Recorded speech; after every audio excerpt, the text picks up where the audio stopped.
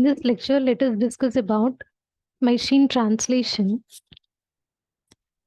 In the last few years, there has been a resolution in machine translation.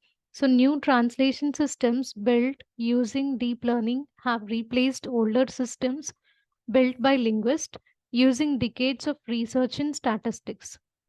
So, here we have various popular translation products like Google Translate, which have switched their internals out and replaced their old code with new deep learning models.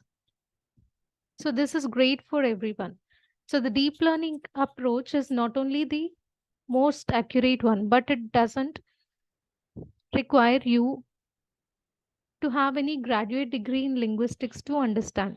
So it's very simple enough that anyone with enough training data and computer power should be able to build their own language translation system. Like everything else in machine learning, machine translation is rapidly maturing and the tools are getting easier to use. GPUs are getting more powerful and even the training data is more plentiful than that ever. So you can now build a language translation system using hardware and software that is good enough to use in real projects. So coming to the first part, that is translating text with neural networks. Here you can see a neural network system is really, we can say that at the core of our translation system will be a neural network. And this neural network will take one sentence when one sentence as input and outputs the translation of a sentence. So here input is one sentence and output is translation of that sentence. Here we can translate any language, text in any language to any other language. So neural network system, it is comprised of two neural networks hooked up to each other. So we can say that the first neural network which we are going to use, it is used for encoding the sequence of sentences. And these sentences or these words, they are encoded into array of numbers. So that actually represent meaning of the words. Whereas second neural network, it learns to decode those numbers. So here we converted the words into numbers. So again, you need to decode those words into sequence of words back. So for that, we are using second neural network.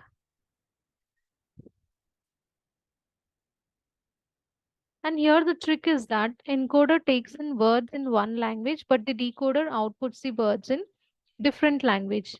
So the model learns a mapping from one human language to another via intermediate numerical encoding. So that's what we see. We have seen here. So we are encoding the words into numbers and again decoding the numbers back into words. So this learning process from one language to another language or the mapping process, we are doing that with the help of numerical encoding, intermediate numerical encoding. So here you can see the picture of the complete process. So for encoding and decoding the meaning of a sentence, we are using special type of neural network called recurrent neural network. So as we all know, standard neural network has no memory. If you give it the same input, it comes up with the same result every time. So instead of that, if you take RNN or recurrent neural network, as they are recurrent, it mainly so here the last input influences the next prediction. So in order to predict the next word, you can take the help of the previous word. So this is mainly useful. So here this is useful because each word in a sentence, it actually doesn't stand on its own. So the meaning of each word, it depends on the context in the sentence. So by letting each word in the sentence influence the value of the next word, it allows us to capture some of the context. If you show the neural networks the words like my name is, and if you ask it to encode the meaning to word Adam, then how it will make prediction? It will use the previous words in order to represent the or in order to know the meaning of the word Adam. So if you are well versed in machine learning, you might be yawning at the mention of recurrent neural networks. Like because your machine learning is a rapidly developing field, and what was absolutely revolutionary just few years ago is ancient news now. So there are even newer approaches to language translation using a new type of model called transformers. So transformer models here they help us to capture the contextual meaning of each word in a sentence. So that will be done by modeling cross relationship between each word, each single word, instead of just considering order of the words. So here we'll try to these models will try to find out the cross relationships between each single word instead of just considering the order of the words. So let us see full translation pipeline here. So we'll use two recurrent neural networks in order to translate the text. So for that, first we need to train first one to encode the sentences in Spanish, and then you need to train the second one for decoding the sentences into English. So here, in order to handle all these things, we need a strategy. Humans, they are actually very good at pulling information out of the messy data without any help. For example, say, yeah, you can probably read sentence without any problems. So this is a sentence given to you. Computers are bad at understanding messy data. So even this type of data can be so even being can read these type of sentences also very easily. Whereas a neural network which is trained on perfectly formatted text would have no idea regarding what this sentence means.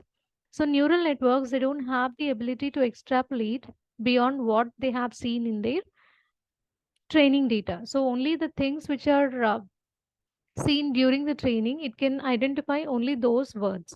Whereas if anything new is given to that other than the ones which it saw in the training part, then they can't identify, or neural networks they can't provide exact predictions. So if the neural network has seen the word computers before, it won't automatically know that it means the same thing as computers. Say, say suppose here computers neural networks they saw this word computers in, and all the letters here they are in lowercase letters. Whereas if you provide something like this with a collection of uppercase and lowercase letters, then it may not identify that this computers and this one both of them represent the same. So the solution is to normalize the text in this case. So here the only solution is to normalize the text, where we'll just we want to remove as much formatting as possible. So we'll make sure that all words always are capitalized the same way in the same context. So we'll fix formatting around punctuation. We'll clean up any quotation marks that MS Word randomly added, and so on. So the whole idea here is to make sure that the same sentence would always be fed in exactly the same way, no matter how the user typed it. So for that, we are let us take the example of text normalization. So we are providing raw text from user as input, and during the text normalization process, these set of sentences. So even though they represent the same meaning, we are providing different variations of the same sentence. And finally, you'll get the single output. So here you can see here, he visited London is normalized the same way, no matter how badly the user shift key works. And notice that London is always capitalized while other words they aren't, because it is normally used as a proper noun. So making sure that text is cleanly formatted like this, it will make the neural network task easy. Let us look at the full translation pipeline here, where We are having the input text, and this is the text which we want to translate, and ending will be the translated version. So for this, first we need to split the text into sentences, and our neural network it is only capable of translating one sentence at a time. Whereas if you try to translate a complete paragraph at once, or if you feed complete paragraph as input to the model at once, then it may not give you efficient results, or it results in uh, poor predictions. So for that, in order to avoid that, we are splitting the given text into multiple sentences, because that task it makes so because this process makes our task quite easy. So for that, we are using a simple sentence splitter in order to reduce the amount of third-party libraries you need to install. And then next, we should perform text normalization. So which is again the hardest part to get it right. And if you skip this step, then the final results may not be so efficient, because we already saw in our previous example what is the importance of normalization, text normalization. So once we have normalized the text, then we need to feed it to the translation model.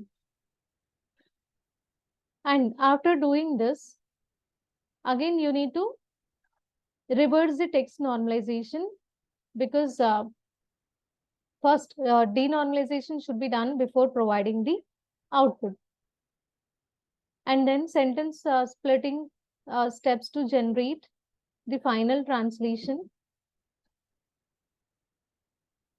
So we'll have a denormalization step, and then step to recombine the text back into sentences. So here in sentence joining, we are again recombining the text back into sentences. And this is your final output. So here the input is in Spanish and the output is in English.